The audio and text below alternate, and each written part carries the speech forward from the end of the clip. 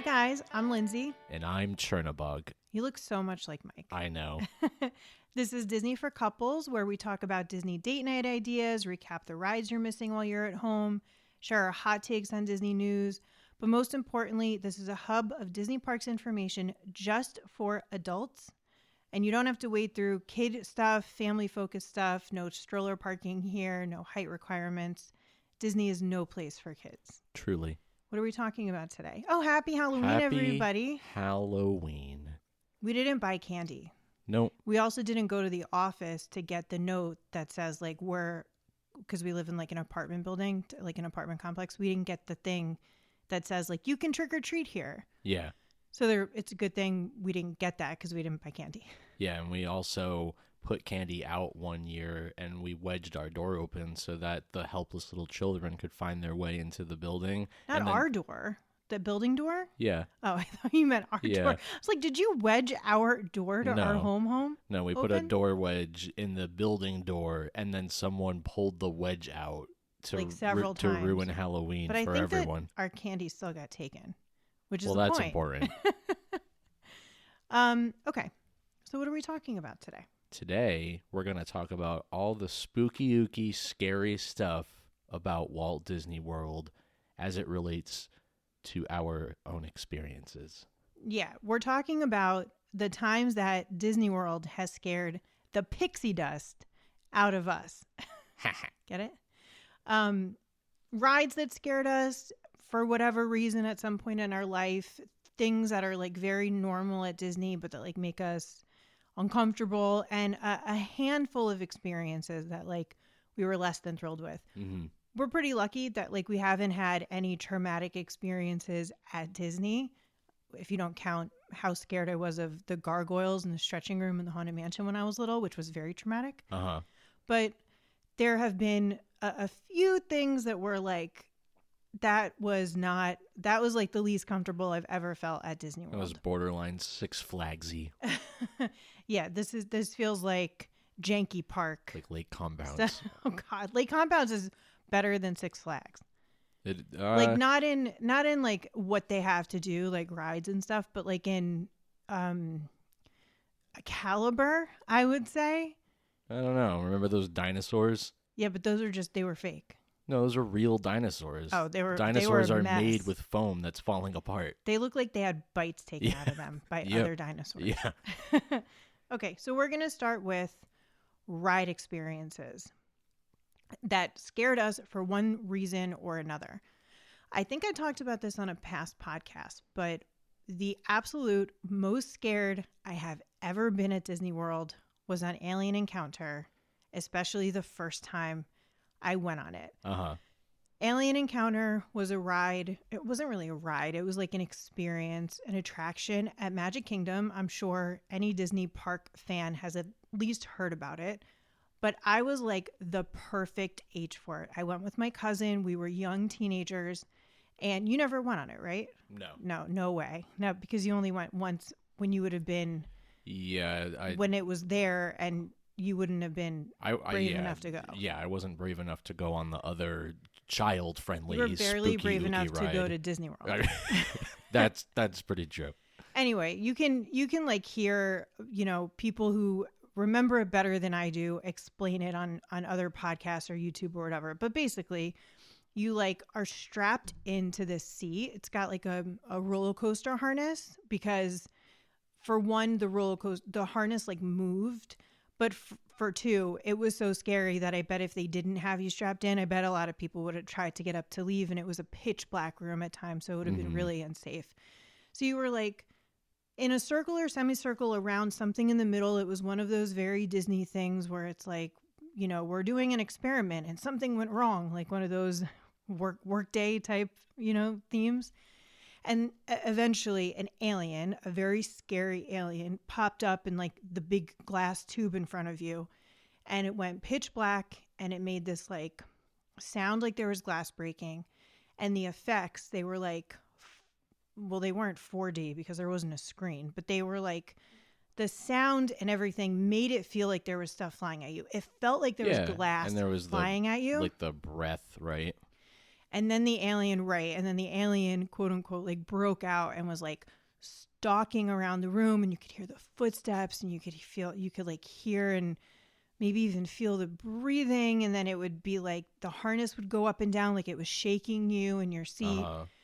It was the greatest. I still remember my first time on it perfectly because we didn't know what to expect. This was before the time of like the internet. So it wasn't like you knew what it was going to be like. I mean, maybe we had seen like a commercial on like a Disney, like a Disney special or in the hotel room or something, but you really had no idea what to expect. And I can still feel that like what felt like glass flying at me.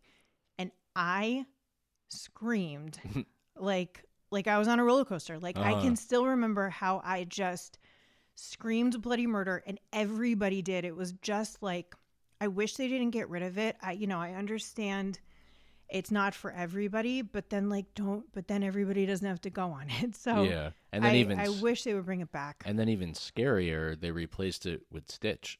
Yeah, that ride stunk. That really was. Yeah, I didn't see that I'd either. been on that. That was really crummy. So I'm going to take the next one, and then it's your turn. Okay. So that's one of the ride things that have freaked me out in my life. Yep.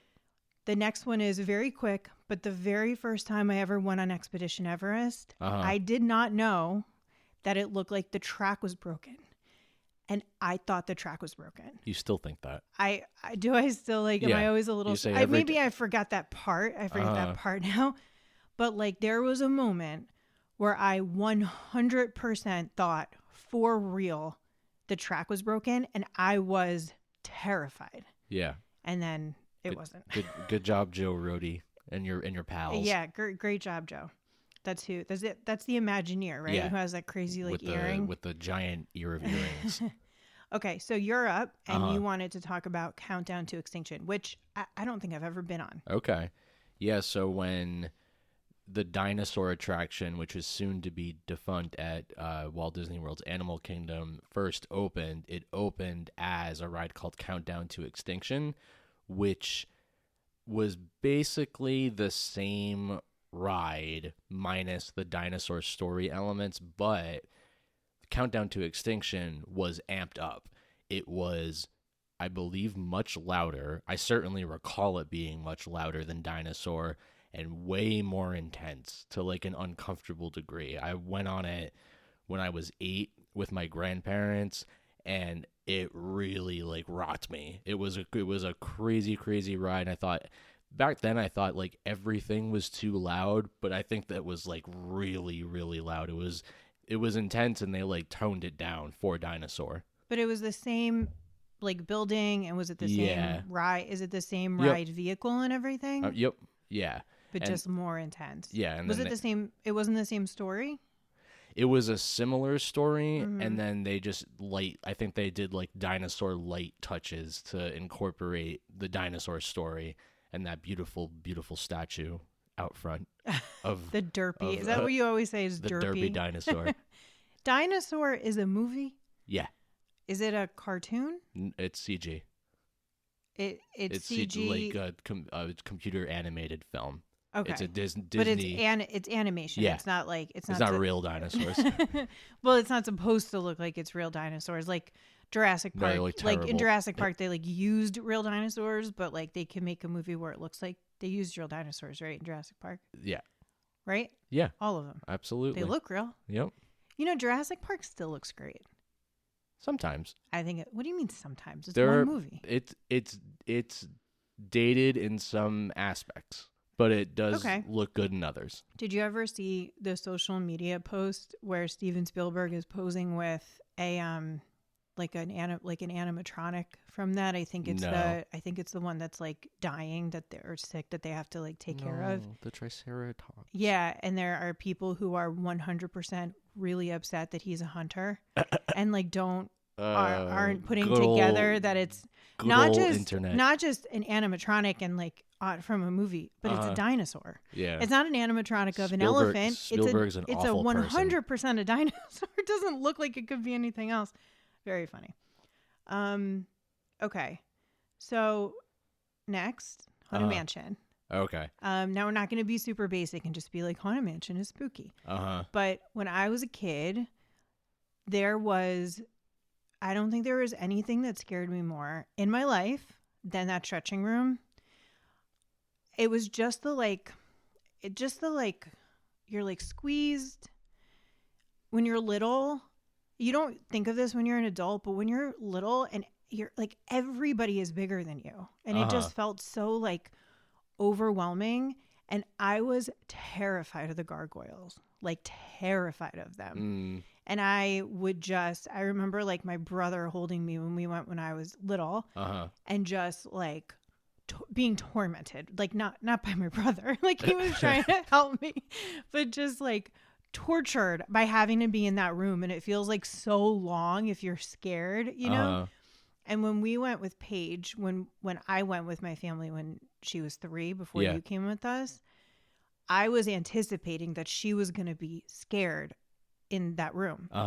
So I was holding her and she's like kind of looking around and like, I don't think she probably ever in her life had ever been on a scary attraction. A spooky attraction. I don't think so. And she's kind of looking around and I could see her starting to think like, is this scary? This is scary. Like I could see it setting in. Yeah. And she said like, is this scary? And I said, no, it's really funny. And everything that I looked at, I was like, see the gargoyles? Like they're so funny, right? And she was like, sure. Yeah. And then when the stretching portraits, you know, were happening and I was like, isn't that funny? There's like a crocodile there. Like, and I got her through it. I was so proud of myself that she didn't melt down, because when we went to the Beauty and the Beast thing. Right. That was where the real horror took place. That like interactive thing where like the furniture comes alive and stuff. She was not having it. She lost it. It was scared. It scared her that talking. The Armor. Yes. Yeah. And I think that looks cool. Like I think that attraction's really well done. But that's like a big. It's huge. And it's, you know, if you've never seen anything like that before, it's weird. Like, yeah.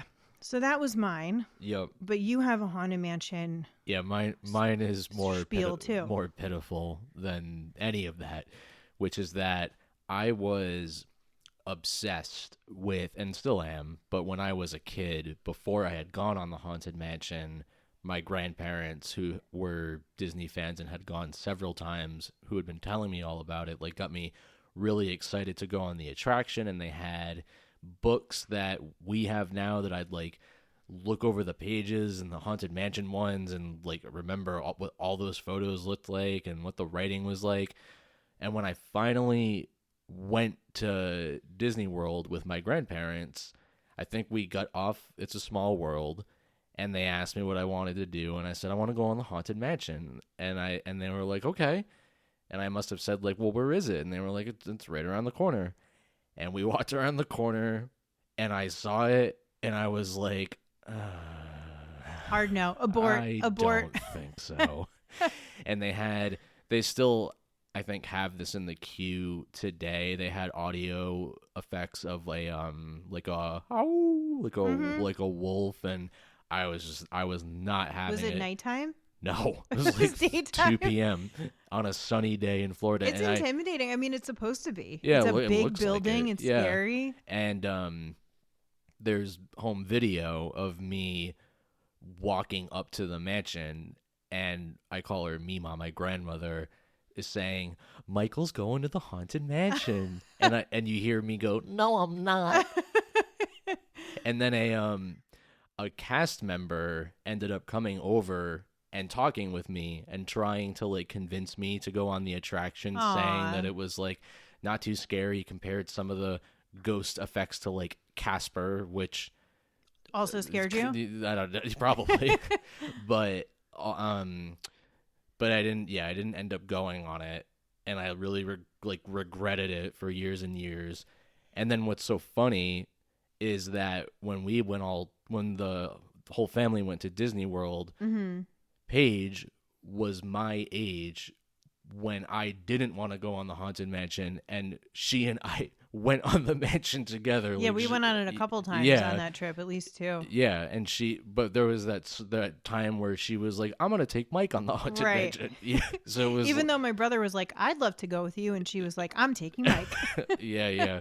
So yeah, that's my mansion story. It's so funny that you were a fan. It wasn't just like, here's this thing that you don't know anything about. Do you want to go on it? And it looked too intimidating. I think it's so funny that you like knew all about it, loved it, were excited to go on it, and still like backed out. Yeah, there are better things to do. Well, we make up for it now. I got French fries that day. We make up for it now because we go on it so much, and we have a lot of Haunted Mansion stuff. You remember when we first started talking, and you were like, do you like the Haunted Mansion? And I said no, and then I sent you all my pictures of every Haunted Mansion thing I have, which is a lot. Yep. Okay, so I don't remember much about this ride because I was little the last time I went on it, or young, maybe a teenager. But the Maelstrom, I distinctly remember how scary the trolls scene was, in an exciting way. Like, that was the exciting thing about that ride. But it was very scary and intimidating because that's the part where you go backward. Yeah. So it felt like it felt like wild. Yeah. For those unaware, Maelstrom is now Frozen Ever After at Epcot. Yeah, in the Norway Pavilion. Yeah, and it used to be not IP themed. It used to just be like Norwegian. Yeah. And it had these big trolls. Yeah, they look cool. That would I think other than that, I don't think it was an exciting ride. But they come out and then they like, I don't know what it is they're doing. I don't know if they like push you back or blowing you back or something, but you go back. You still go back in that part of the ride now, but it was just really like intimidating and scary. It was the coolest part of the whole ride.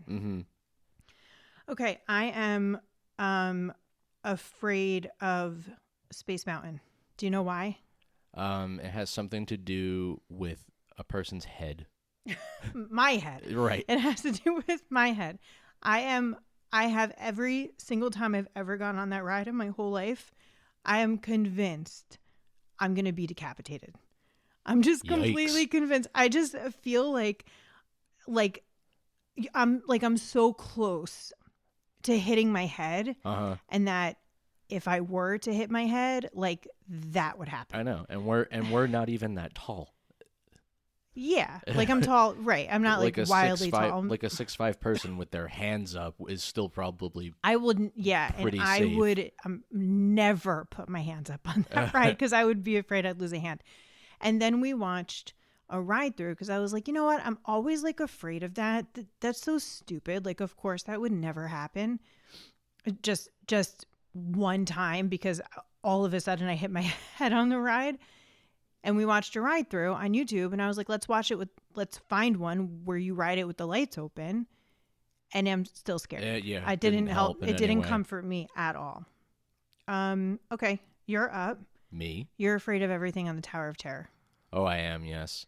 I love the Tower of Terror, as I've spoken about before, but everything from the outdoor queue all the way through the lobby, into the study, into the boiler room, my anxiety is getting higher and higher and higher the whole time because the Imagineers did such a fantastic job with the theming. It's like a really, for anyone who doesn't know, it's a really crazy looking facade. It has incredible details, and once you get inside and get into the boiler room, things start to get like borderline Freddy Krueger, Nightmare on Elm Street, where he hangs out. It's really, really creepy in that space. And then you get on the ride vehicle, and usually the cast members mess with you in some spooky way.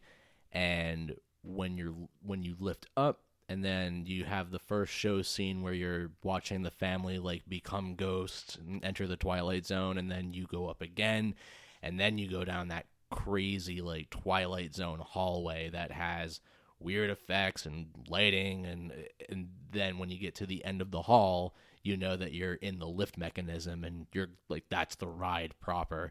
It gets me every time, and I love it. Like it keeps me coming back too. Yeah, there's always a point where you go, I don't want to go on it anymore. And it's usually in the hallway when we're about to fall.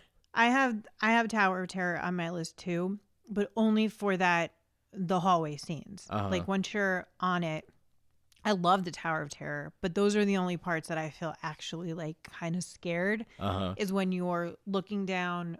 You look down like what looks like a hotel hallway. This is after you're like in the ride vehicle, buckled in on the ride.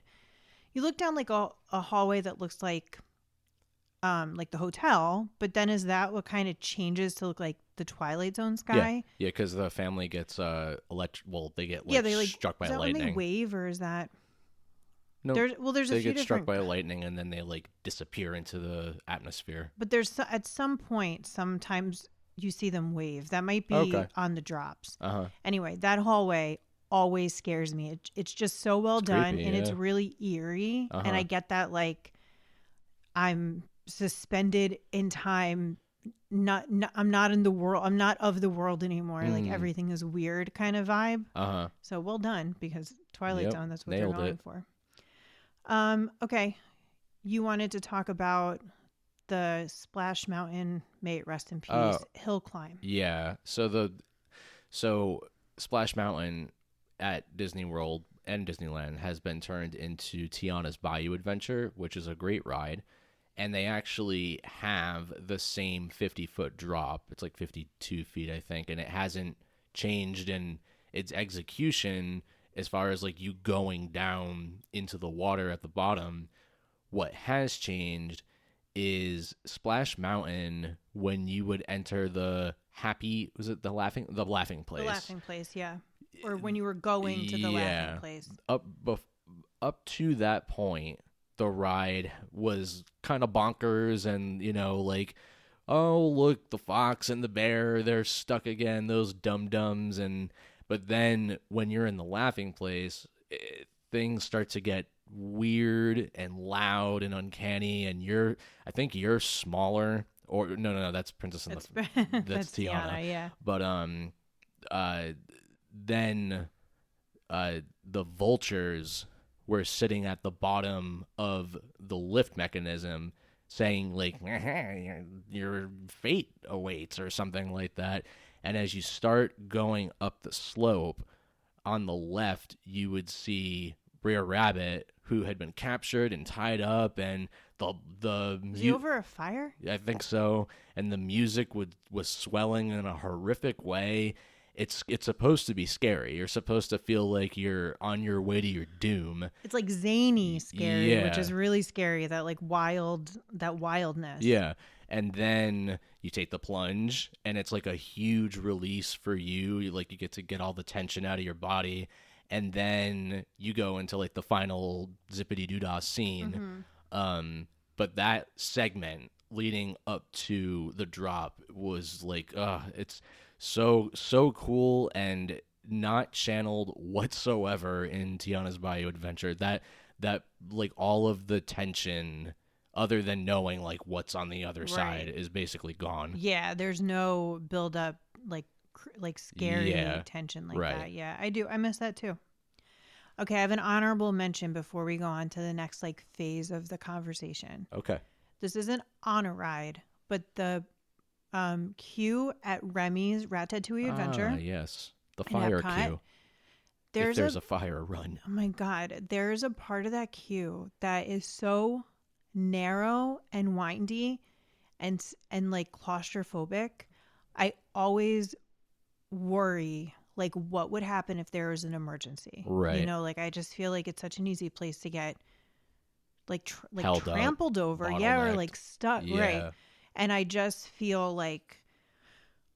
really uncomfortable on that queue, probably to the point where like if it wasn't a short line, I would opt to not wait, just to not have to wait in that part of that queue. I don't feel safe. And I always feel safe at Disney, and I don't feel safe on that queue. They even did that with Tron to an extent. I know. There's that section of the Tron queue where you're really squeezed together. In the beginning, inside. Yeah. Okay, next up. So this section is all about Disney experiences that are like totally normal, but we don't like them. Yay. For some reason. So the first time we were in the Skyliner, I was very nervous. I haven't been in a lot of gondolas like that in my life. I have mostly been in them at Disney World. I'm not like a skier, so it's not like I go on chairlifts or anything like that. Yeah. It's scary. Like the ride vehicle isn't scary. I mean, I trust Disney to make something that's like not going to hurt me, but Yeah. you're suspended, you're wobbling, it goes fast at points, and I was definitely like not very calm. Yeah. But we've been in it since, and that wore off. I think it like ramps up and down in speed as it goes, like through the braking mechanisms. Yeah, when you're coming into like a station. Yeah. You there's like a second where you're like, am I gonna hit that? Am I gonna like smash into that? Yeah. So that's that. Mm-hmm. Something else that really scares me, is knowing that there are animals in Animal Kingdom. There are. And they're real. For anybody who doesn't know the little story, when I was a teenager, I was at a circus and the elephant ran into the stands. Yep. Like something was wrong with it. Probably that it was at a circus. Yeah.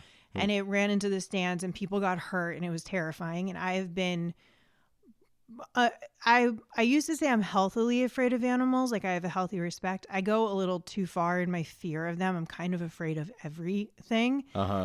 Like animal wise. In Animal Kingdom, I haven't been in the actual animal part of Animal Kingdom since I was a teenager. And it still scares me just knowing they're there. Okay. And I was very nervous when we did the Feathered Friends in Flight. Yeah, that was even though I liked it. That was quite immersive. That was a challenge for me to do that, and I was proud I did. So we've been saying, I was a little nervous. Yeah. It was intense. Yeah. Yeah, they're right there. Yeah. And they're big. Mm-hmm. So this time when we go, we're going to Disney World in a few weeks for a while, so we'll have a good amount of Animal Kingdom time. I'm going to challenge myself to exposure. Yeah, I'm going to do some exposure therapy. Yeah, I think it's kind of freaky when you're going into I think it's the Asia section right before Everest, the monkey pit. That those monkeys very much seem like they could willingly get out at any moment. I know. I don't know what's keeping them contained. I'm sure there's something. Poachers. But oh God. But yeah, I always feel the same way. And knowing that the reason why Animal Kingdom has bathroom doors that close and lock is because in the event of an animal escape emergency, you could hide in there. It could I think the bathrooms could fit everybody. Like across the park, all the bathrooms across the park could essentially fit everybody. Okay. I'm happy Disney's thinking of how to keep us safe, but I want Disney to be so sure that's never going to happen. Like just the acknowledgement that we had to create a system in case this happens scares me. I don't know why they had to start giving the animals keys. To the doors? Yeah. To the bathroom doors? Yeah. Well, now the doors are not serving any kind of purpose. I know. You're afraid of something in Animal Kingdom. You're so afraid of it that when I mentioned that we should put it on this list, you let out a little yelp. Yeah. What is it? It's one of my favorite Disney things ever. I do not like Divine. I find Divine at Animal Kingdom to be terrifying in the weirdest, dreamy, surreal, nightmare gonna kill you kind of ways. Yeah, you hate it. I love it. Tell the people what it is because I'm not going to. For anybody who doesn't know, Divine is a character at Animal Kingdom. It's a woman, usually, I think it's always a woman, who's dressed and makeup to look like she blends in with the foliage.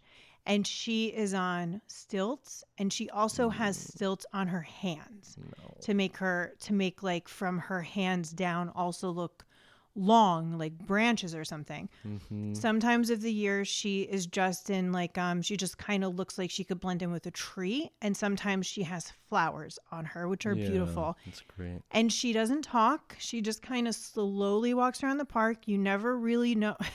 As I'm saying it, I can understand why it freaks you out. She's a demon.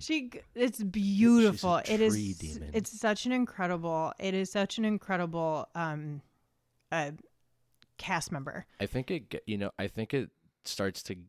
maybe one of the reasons that I'm afraid too is it starts to get into my larger fear of like big scary women, like the Parker Crane mom character in like unnaturally big, yeah, like a big you could never be. Yeah, like in Insidious Chapter 2, the Parker Crane mom character, and Lady Domitrusk in Resident Evil Village. That's like as big as a house, right? Like literally as tall as a house. Yeah. Well, Divine also, like, you never really know. She doesn't speak. There's no sound. So she'll just be like, you will just see her. Like, she will literally like be leaning near foliage to blend in. And sometimes she's at the entrance and she can just be anywhere in the park and you'll just be like, and she moves really slowly. It's beautiful. But you really don't, you really don't like it. Okay. What else? Oh, Typhoon Lagoon. So you've never been to Typhoon Lagoon, right? Nope. So as a kid, I loved Typhoon Lagoon. I want to go back on our upcoming trip, but there were a couple things that like bugged me out. Okay. One of them was snorkeling with the sharks.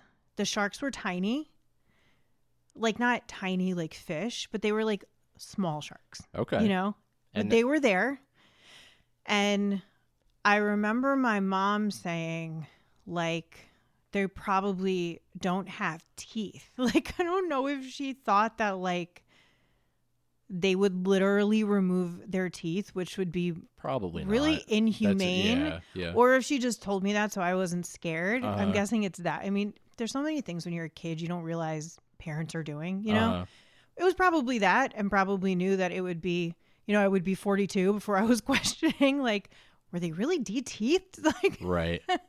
And realized that she was probably not serious on our podcast where everybody can hear me come to that realization as a grown-up.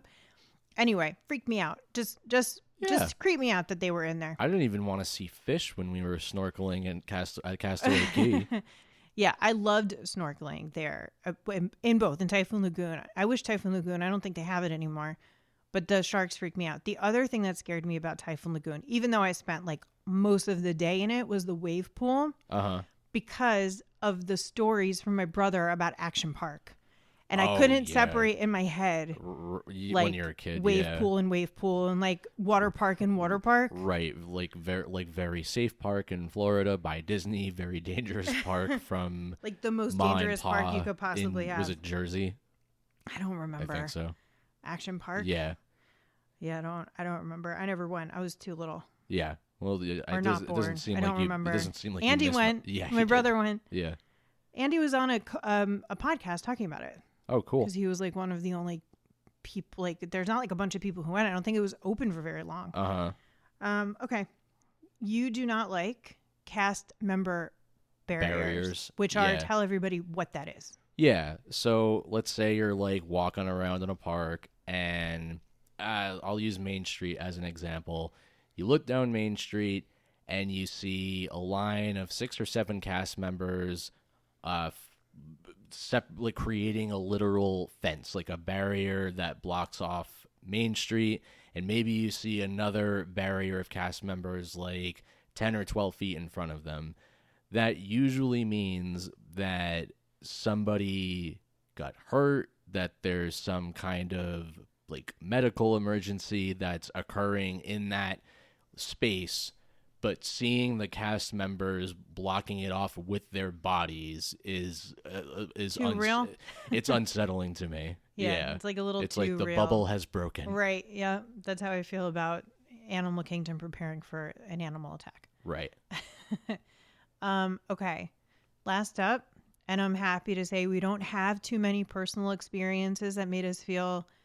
Definitely nothing really that made us feel scared, really, but just like unsafe. We only have a handful, and like 3 of them are our fault. Yeah. So. Yep.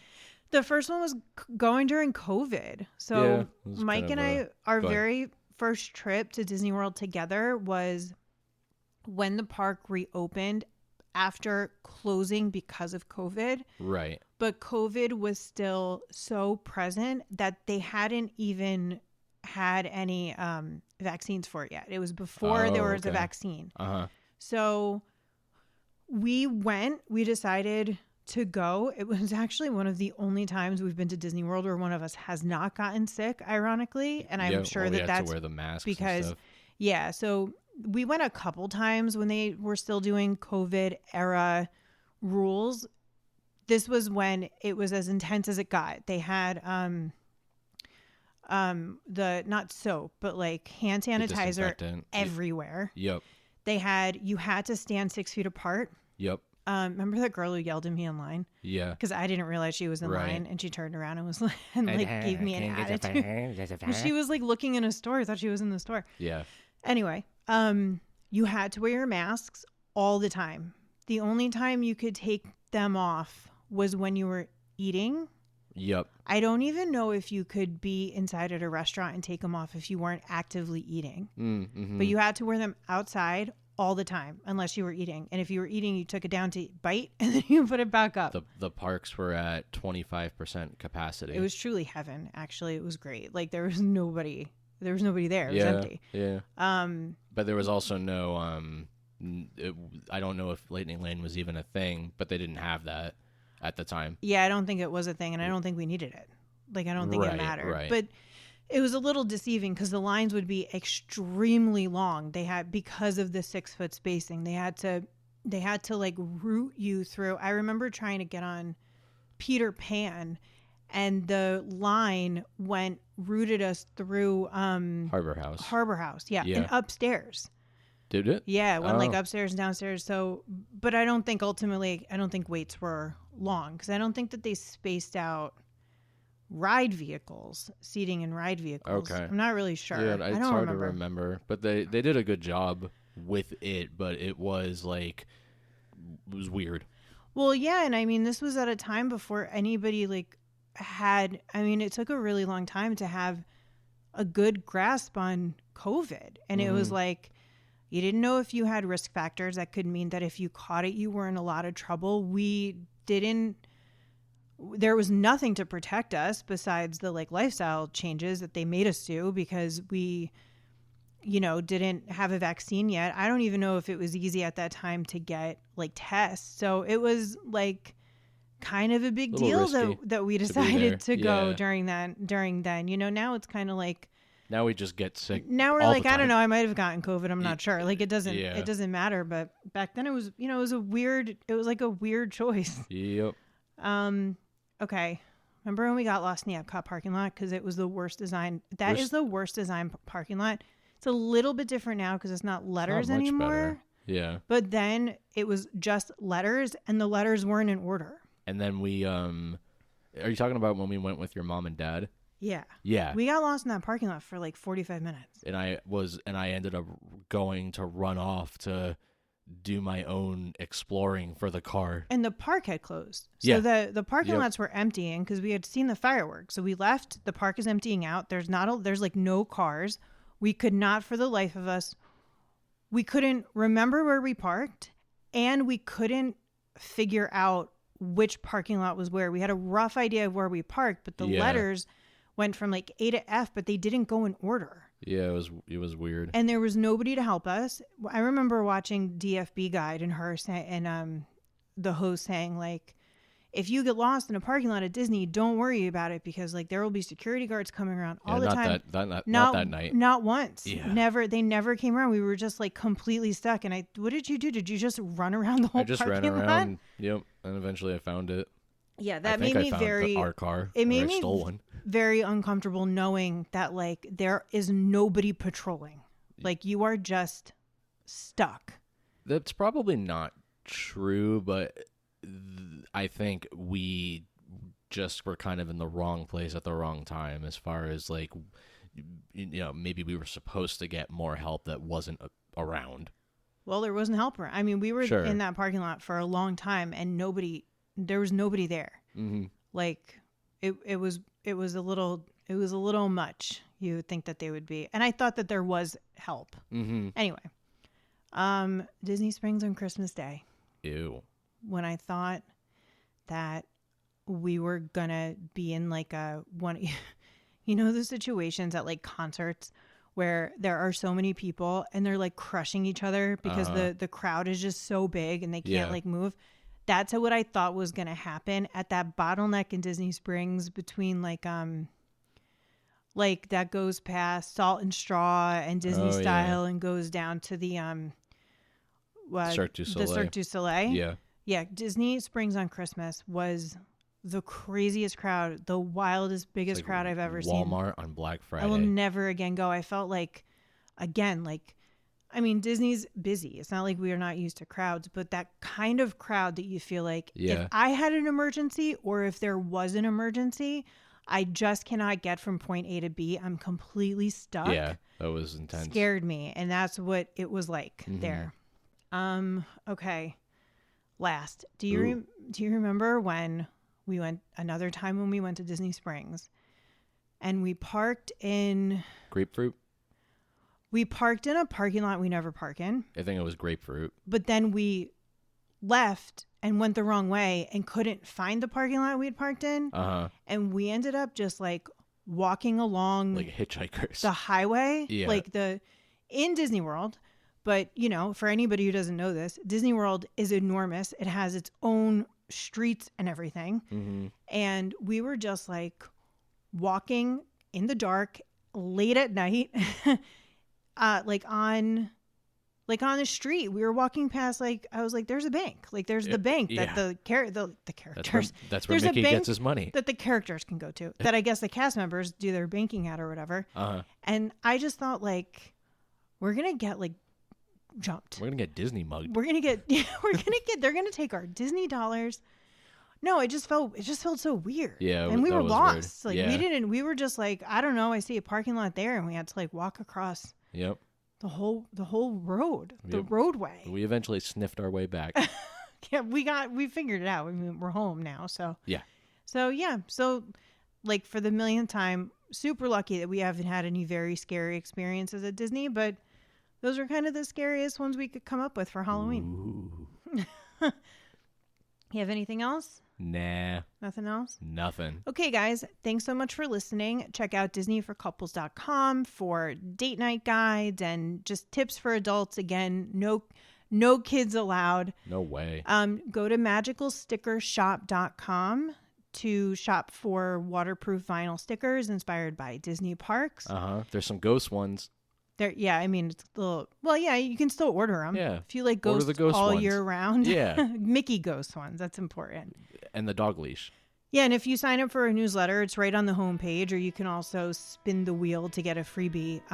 We release, we do pre-orders for new designs on the website. We have specialty sales that are just for the website. But we also have an Etsy shop, magicalstickerstore.com, if you prefer to shop on Etsy. And remember to stay young at heart like Walt would want. Happy Halloween. Bye, guys. Bye.